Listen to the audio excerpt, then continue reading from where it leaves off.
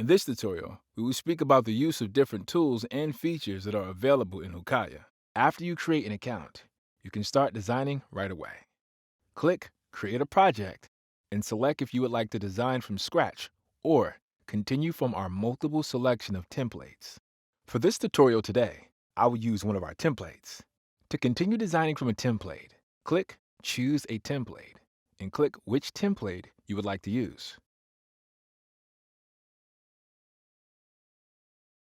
Before you start editing, first click Save As and rename the template to your project title. On the left panel of the Design space, we have 8 main tabs: the Design tab, Furnishing tab, Sunlighting, Uploading tab, Screenshots tab, Rendering tab, Exports, and the Settings tab. The Design tab is the main drawing tab that has the tools necessary to draw and construct walls, layouts, and spaces on your floor plan. The Furnishing tab consists of objects catalog that can help you design, furnish, and decorate both interior and exterior spaces. In this catalog, you can also mark your favorite items to quickly access them when you need them.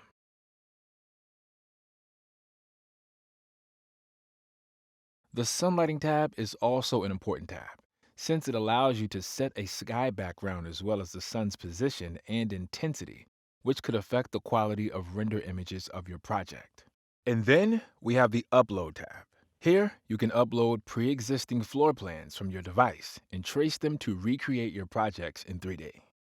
The Screenshot tab allows you to get quick images of different views of your projects as you keep designing. To create a snapshot, make sure you are in the tab and click Create.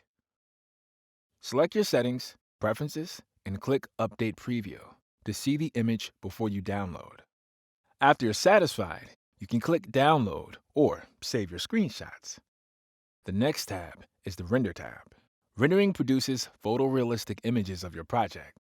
In order to use this feature, you may need render credits, which can be purchased or topped up from your profile account. To create a render, make sure you are in a 3D view. This can be either the 3D walk view or the 3D global view. Set the position you would like to render and then click Start Rendering. Input your desired light settings and preview to confirm the image position. Since sometimes the render may take a few minutes, you can opt to be notified through email when your render is ready. When you are done with the configurations, you can click Render to let it start. After your render is complete, click the render file to view, edit, or download as required. The next tab is the Export tab. The Export tab helps you download your projects in various formats depending on your subscription plan. You can download floor plans in PDF format, but you can also download your project in DXF and in 3D GLTF format. For floor plans PDF, you can select paper size, orientation, color, and scale. Finally, we have the Settings tab. This tab contains different settings and configurations that you may set or use for your project. For example, you can change the language, the unit system, and the multiple visibility options. On the top panel, we also have some quick tools that could be often used.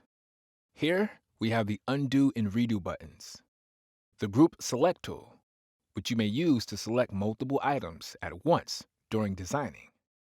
We have the Zoom In and Zoom Out buttons, Dimensions, and Center Floor Plan tool. On the right, we have buttons to help you navigate between 2D and 3D views of your design. In the 3D views, we also have the Camera Position tool to assist you create better angle for views, which is useful especially during setting render position. The 3D walk views allow you to view the project as a walk-in or human eye view, whereas the 3D global view lets you see the project in a global perspective. As you design, you may find it effective to control your project between the 2D and the 3D global view. Other tools you can use are the Versions and Floor Settings tab.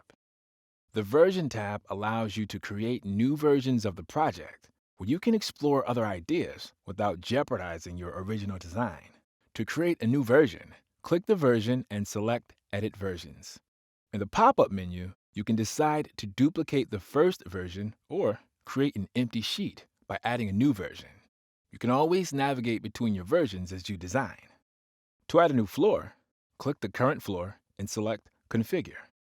Select if you would like to add a new level or a basement. Click the new floor to rename it or edit the level height as desired. Finally, click Apply to let it take effect. To draw in the new floor, click the current floor and select the floor you would like to edit. You can opt to trace from the other floors or not. Finally, go to the Design tab and continue drawing in your new floor. On the right, we have a console, which could assist you to navigate and move your design to view in various angles. The play buttons allow you to view your project without the editing tools and tabs. For each item selected, a Properties panel will appear on the right. The panel allows you to configure or set changes regarding the selected item. Another important feature here is the inventory. The inventory summarizes the areas, surfaces, and the list of furniture that were used in the project. As you design, make sure you specify for each item if you would like for it to appear in the inventory or not. To put all items in the inventory, you can use the Group Select tool to select all items. Head over to the Properties tab and Add to Inventory. To view your inventory, click the Inventory link. You may add project title, email, and other details required. You may print the inventory file, download, or decide to email it to yourself or your client. Finally, when your design is complete, don't forget to share it with your friends, family, clients, or fellow designers, either through social media or by sending them an email that will automatically contain your project link. You can also simply copy the link and be free to paste it where you would like to share. With this link, anyone can view the project in 2D and 3D, whether they have an account in Hukaya or not. For fellow Hukaya users, you may also send them an editable link for them to input their comments and ideas. So yeah, that's it for this tutorial. We wish you a happy design journey with us.